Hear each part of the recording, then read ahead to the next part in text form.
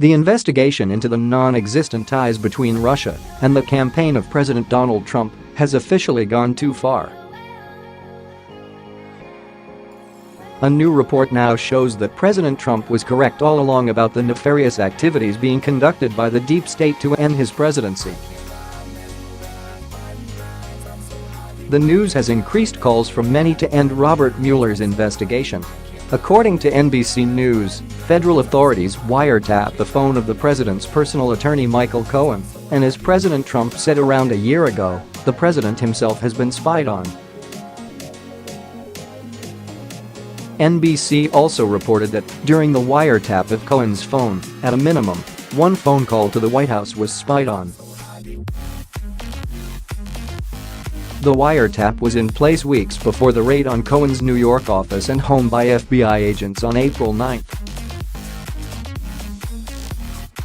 It is not known if the wiretap was approved by a federal judge. It is also possible that the president himself was captured on the wiretaps, which would be both an unprecedented and unheard of move if it happened. Federal prosecutors have previously disclosed that they had searched Cohen's email accounts covertly in court documents. Michael Avenatti, the attorney for porn star Stormy Daniels, whose real name is Stephanie Clifford, said that he knew for a fact that Cohen's text messages were spied on after news of the wiretap broke. "I don't think we are going to find out that this was confined just to emails or voice wiretaps. I think my understanding is that they were also wiretapping text message communications for the weeks leading up to the FBI raids," Avenatti told MSNBC on Thursday. "I also think that, ultimately, it will be disclosed that during these wiretaps, the FBI learned of means by which Michael Cohen and others were going to potentially destroy or spoliate evidence or documentation," Avenatti added. "Once they had that information in hand, that is what served as the predicate or the basis for them to be able to go in and get the warrants to search the home, the office and the hotel room of Michael Cohen." It is not known if the president was caught on Cohen's wiretaps, but two sources close to the president's newest attorney, former New York City Mayor Rudolph Giuliani, said that the president did call Cohen in the days following the raid on his office and home.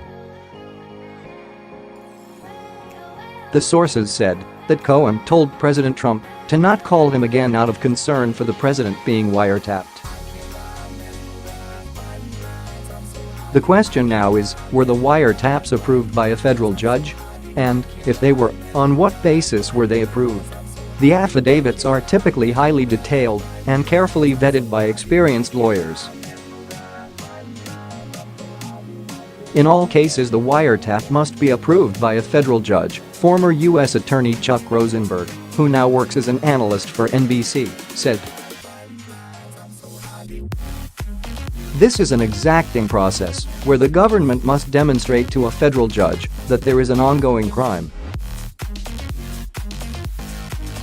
Judicial Watch President Tom Fitton was among those who expressed outrage at the news. "Outrageous. At Rialdan Aldrum's lawyer had his phone tapped and email accounts searched before the raid. Mueller out of control. Shut it down. Rosenstein and Dodge also need to be held to account," he tweeted. The FBI, Robert Mueller, and the Democrats have been searching for a crime to pin on the president since he was elected, and they show no signs of stopping. At a certain point, President Donald Trump will have to put an end to what is starting to appear to be a never-ending investigation into the president and those associated with him. If the president was caught on the wiretaps of Michael Cohen, it would be an unconscionable move. To spy on the sitting president of the United States is a bridge too far, and it needs to be